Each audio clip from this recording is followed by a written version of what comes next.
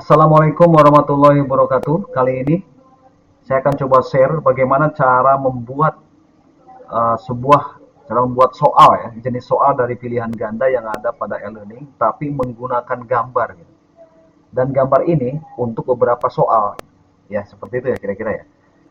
Eh, saya lebih senang memanfaatkan fitur snipping tool. Gitu. Ini dia cara mencari snipping tool. Kita klik di sini, di search for anything di sini, di tombol search SN, ketik SN di sini ada snipping tool. Gunanya adalah untuk menangkap atau mengcapture atau mempotret gambar. Oke ya, gitu ya. Kita klik, lalu kita klik new, kita klik di sudut sini dan kita tekan lalu drag ke bawah ke sudut bawah kanan.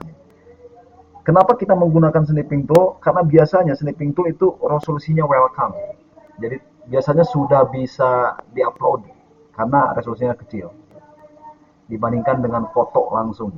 Jadi kita lepas, nah seperti ini hasilnya. Lalu baru kita simpan di folder misalkan di sini ya. Saya udah ada nih, hanya contoh saja. Di folder dengan nama Family Tree misalkan saya. Oke, kita klik lalu kita klik yes. Saya sudah mendapatkan gambar.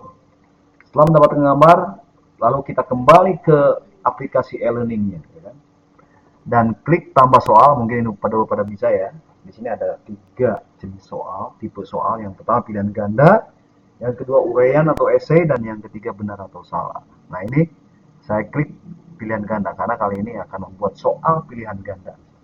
Dan soal gambar ini gambarnya akan diperuntukkan untuk beberapa soal, gitu kan seperti itu. Bagaimana caranya? Kita simak ya. Misalkan di sini perintahnya adalah kalau saya misalkan see the picture carefully then answer misalnya the question. Oke. Nah, ketika ingin memboard biar lebih jelas gitu, block lalu board. Nah, seperti itu. Lalu tekan enter untuk memberikan jarak. Dan di sini untuk menyisipkan gambar di sini ada ikon gunung gitu ya di sini. Ini untuk gambar berarti kita klik untuk menyisipkan gambar di situ. Lalu klik tanda panah ke atas, oke. Okay.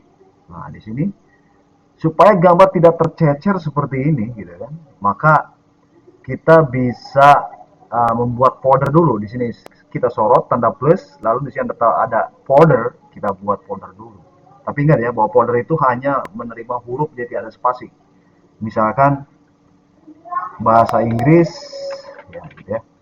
Bahasa Inggris 7, bahasa Inggris 7. Nah ini foldernya. Kita klik OK. Kita tunggu sebentar. Nah di sini ada ini. Jadi tidak akan tercecer nanti gambar tersebut gitu kan. Lalu klik OK. Dan di sini filenya masih kosong. Nah setelah itu kembali ke tanda plus, baru kita isi. Kita klik unggah berkas, lalu pilih file, gitu kan. Nah ini langsung, yang ini gambarnya.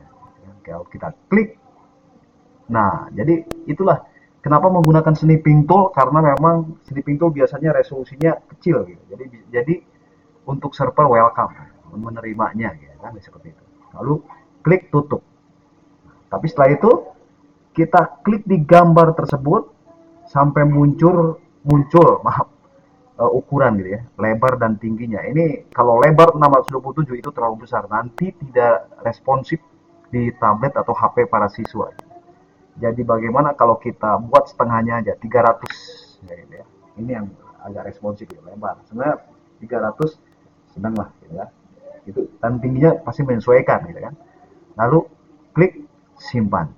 Nah, dia akan muncul gambar itu. Gitu kan. Ini bisa diperbesar oleh siswa tersebut kan gitu ya. Atau misalkan kurang sedikit besar, misalkan kita klik dengan menggunakan ini, menggunakan klik di sudut lalu di drag ke bawah gitu, itu kan membesar. Nah seperti itu. Masih kurang besar, kita klik lagi seperti itu. Nah itu ya. Oke seperti itu. Ini misalkan gambar ini kan untuk beberapa soal. Gitu. Soal pertama kita buatnya di bawah. Gitu. Oke. Soal pertama kita buatnya di bawah, misalkan dengan kata perintah pertama adalah Who is, misalkan, Nur Hasana for Alia, misalkan gitu ya. Who is Nur Hasana for Alia? Nah, seperti itu. Pilihannya adalah misalkan siapa Nur Hasana untuk Alia, berarti kan ini sebagai kakeknya gitu kan, neneknya, sorry, neneknya. Maka bahasa Inggris neneknya adalah misalkan grandmother. Saya posisikan di kunci grandmother kan.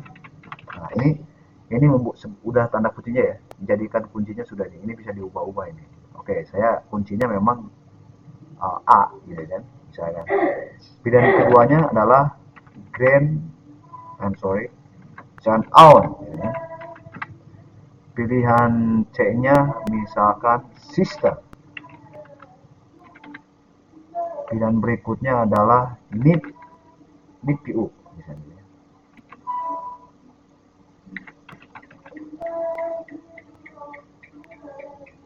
Sorry.